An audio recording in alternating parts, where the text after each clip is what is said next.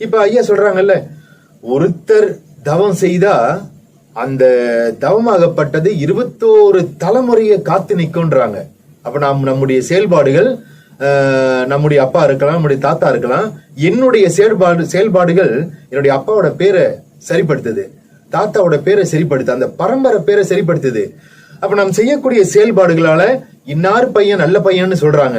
அப்ப இந்த பரம்பரைக்கு நல்ல பேர் கிடைக்குது. ஒரு தீய காரியங்களை செய்யும் போது எப்படி ஆகுது? கொடும்பாவி, இன்னாருடைய பையன் பெரும்பாவி, இப்படி அப்படின்னு இவங்க மக்கள் சொல்ல சொல்ல இதுவே அவர்களுக்கு வாழ்க்கையாக அமையுது. அதனாலதான் சொல்லுவாங்க, ஆவியோடு காயம் அழிந்தாலும் மேதினியில் பாவி என்று நாமம் படையாது என்றாரு.